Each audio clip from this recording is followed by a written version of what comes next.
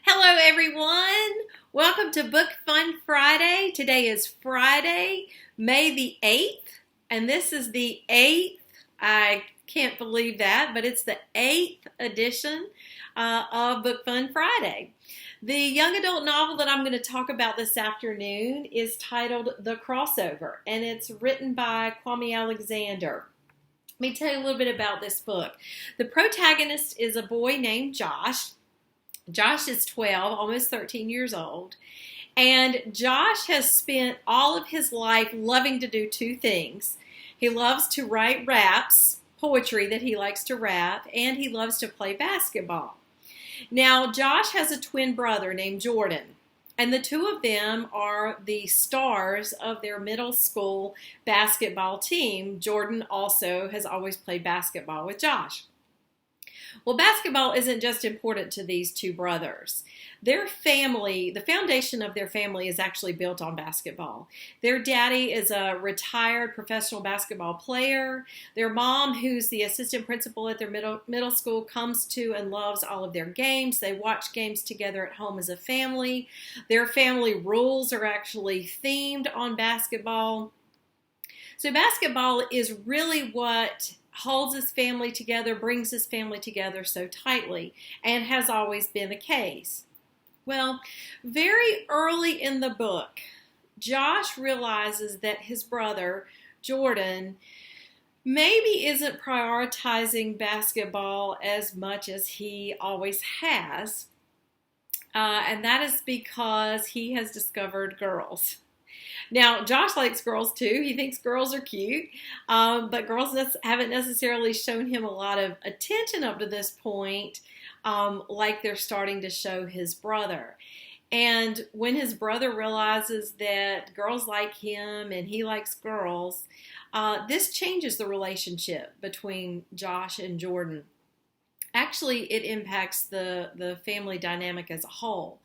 And once this occurs, then the rest of the story explains what happens as a result of that. Now, I want to share a few passages from this book because I really want you to hear Josh's voice. And the first little page I'm going to read here is where Josh, and again, this is early in the story, where Josh realizes that things are becoming different between him and his brother. Jordan and I are almost 13. We're twins. Two basketball goals at opposite ends of the court. Identical. It's easy to tell us apart, though. I'm an inch taller with dreads to my neck.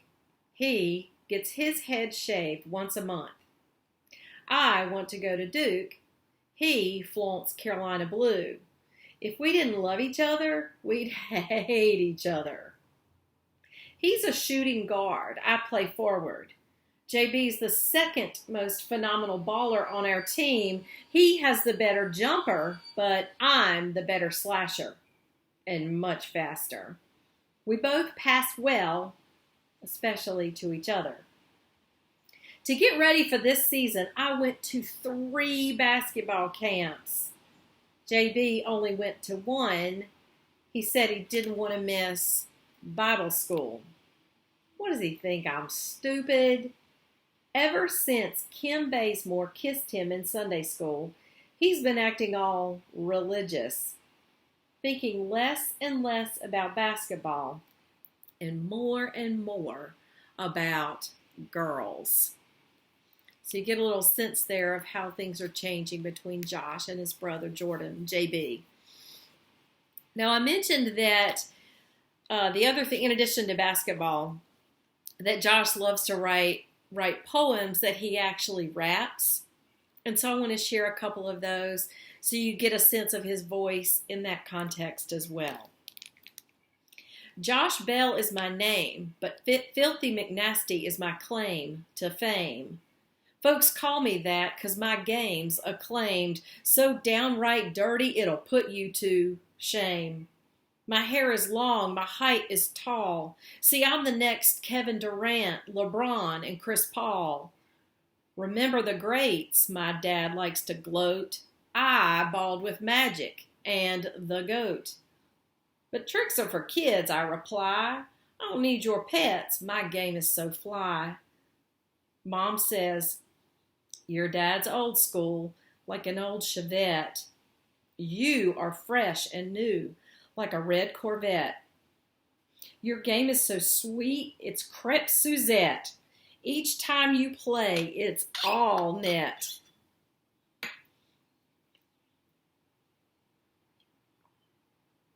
If anyone else called me fresh and sweet, I'd burn mad as a flame. But I know she's only talking about my game. See, when I play ball, I'm on fire. When I shoot, I inspire. The hoop is for sale, and I'm the buyer. Excuse me. And here's one more. Filthy McNasty is a mythical man-child of rather dubious distinction, always agitating, combinating, and elevating his game. He dribbles, fakes, then takes the rock to the glass, fast and on blast. But watch out when he shoots, or you'll get schooled, fooled, uncooled. 'Cause when Filthy gets hot, he has a slammerific shot. It's dunkalicious classy, supersonic sassy, and downright in your face McNasty. So I want to conclude by saying a couple of things about this book.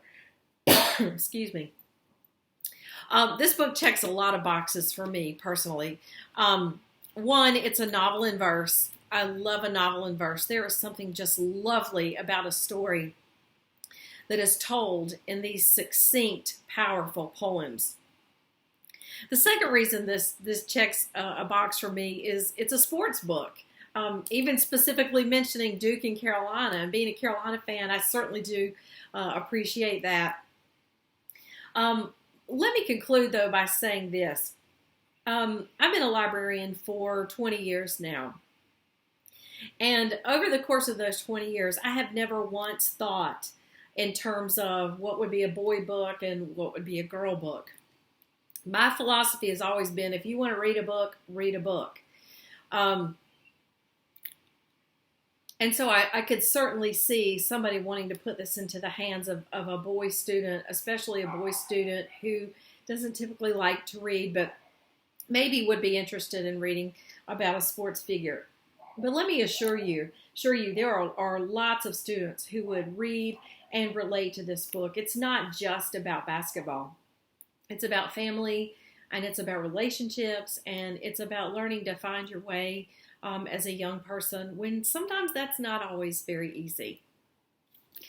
Well, thanks again for watching, y'all. I appreciate that, as always. I hope you continue to be well and healthy, as does your family. Have a beautiful weekend. It's Mother's Day weekend. Take care until next time, and I'll see you then. Bye.